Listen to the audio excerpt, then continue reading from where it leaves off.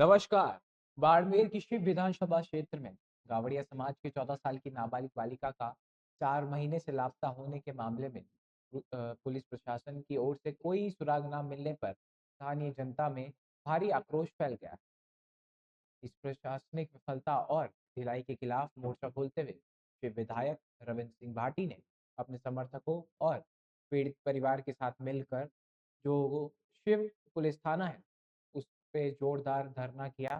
साथ ही धरने पर बैठ गए।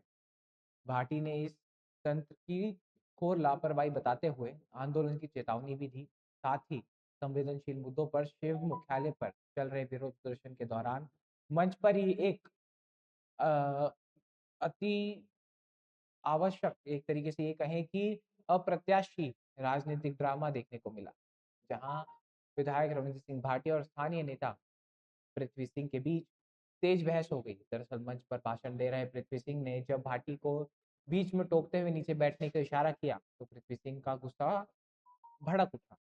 उन्होंने मंच से ही पलटवार करते हुए कड़े शब्दों में कहा कि मैं कोई छोटा बच्चा नहीं हूं कि आप मुझे इस तरीके से बैठा दें और मैं नीचे बैठ जाऊं।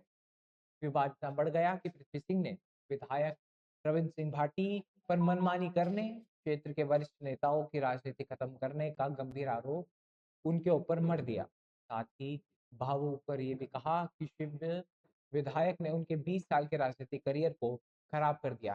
दोनों नेताओं के बीच हुई इस तीखी नोकझोंक और गर्मा गर्मी का वीडियो सोशल मीडिया पर आग की तरह फैल रहा है। सबसे बड़ी बात यहाँ ये निकल कर आती है, रविंद्र सिंह भाटी जिस प्रकार से लगातार आंदोलनों में जुटे हैं, चीजें चल रही है और हम ये भी लगातार देख रहे हैं कि रविंद्र सिंह भाटी चाहे वो ओरन बचाओ हो, खेजड़ी बचाओ हो या फिर ये हालिया मामला हो, उससे पहले छोटू चिंगावड़ा के साथ जो उनका विवाद चल रहा था उसको लेकर सुर्खियों में थे। एक मामला और तेजी के साथ शिव जो विधानसभा है बाड़मेर में, वहां पर ये निकल कर आ रहा है कि जो हनुमान बेनीवाल है, वह जो उनकी पार्टी है आरएलपी, उसके माध्यम से वहां की जो सीटें हैं उनको अब खुद के पाले में लाने का प्रयास कर रहे हैं। तो कहीं न कहीं हम ये देख रहे हैं कि पॉलिटिकली बाड़मेर काफ़ी ज़्यादा एंगेज चल रहा है आजकल। यहाँ एक और बात निकल कर आती है कि रविंद्र सिंह भाटी, जो कि बहुत ही मजबूत लीडर माने जाते हैं खुद के क्षेत्र से, उनकी पकड़ अब धीरे-धीरे कमज़ोर होती हमें दिखाई दे रही है। स्थानीय नेता ही उनके खिलाफ मोर्चे खोलते दिखाई दे रहे हैं। हालाँकि वह निर्दलीय चुनाव जीते थे और जो दूसरे नंबर पर नेता रहे थे वो भी निर्दलीय थे।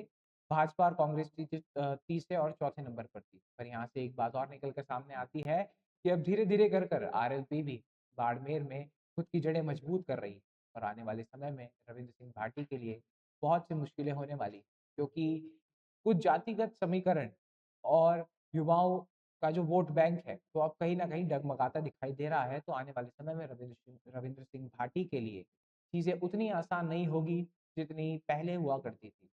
साथ ही हम देखते थे कि उन्हें भाजपा की बी टीम कहा जाता था, पर हालिया जिस तरीके के मुद्दे उन्होंने उठाए हैं, जिस प्रकार से वो सरकार को घेरते हुए दिखाई दिए हैं, तो कहीं न कहीं ये बताता है कि रविंद्र सिंह भाटी भाजपा में तो नहीं जाएँगे और साथ ही साथ धर्मेंद्र राठौड़ के साथ जो अशोक गहलोत के काफ़ी करीबी माने जाते हैं, उनसे जो उनकी मुलाकात हुई है, वो भी बताती है कि किस प्रकार से उनकी अटकलें हैं कि शायद रविंद्र सिंह भाटी कांग्रेस ज्वाइन कर लें। पर यहाँ एक सवाल और निकल कर आता है, अगर रविंद्र सिंह भाटी कांग्रेस ज्वाइन करते हैं, तो आने वाले समय में उनकी राजनीति पर कितना असर पड़ सकता है? हमने ऐसे बहुत से नेता देखे, जो निर्दलीय जीत कर गए थे पिछले चुनावों में, अगली बार उन्होंने कांग्रेस से टिकट लेकर चुनाव लड़ा और उन्हें हार का सामना करना पड़ा।